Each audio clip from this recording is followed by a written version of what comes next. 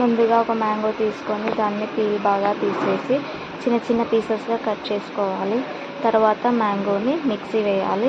Mango pulp అనేది తీసుకోవాలి. తర్వాత స్టవ్ ఆన్ చేసి ఒక కడాయి పెట్టుకొని దాంట్లో మ్యాంగో పల్ప్ వేసేసి బాగా ఉడకనివ్వాలి. ఇలా మ్యాంగో ఉడికాక దీంట్లో తగినంత షుగర్, స్వీట్ ఎక్కువ కావాలనుకున్న వాళ్ళు ఎక్కువ షుగర్ వేసుకోవాలి. తరువాత నిమ్మకాయ రసం అనేది ఒక 2-3 డ్రాప్స్ వేయాలి. తర్వాత ఇలా చిక్కగా అయ్యేంత వరకు ఉడకబెట్టుకోవాలి.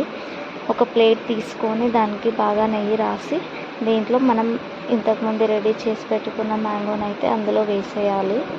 తర్వాత దీనిపై ఒక క్లాత్ అనేది వేసి ఒక 2-3 డేస్ పాటు ఎండలో పెట్టాలి.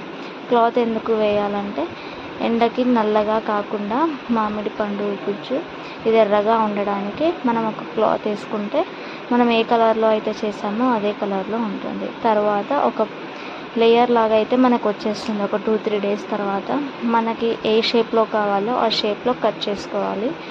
ఇది అనేది మనం రెడీ చేసుకున్నాక ఒక 1 ఇయర్ పాటు అయినా మనం ఒక బాక్స్లో స్టోర్ చేసి పెట్టుకున్నా కానీ నిల్వగా ఉంటుంది. టేస్ట్ మాత్రం చాలా సూపర్గా ఉంటుంది.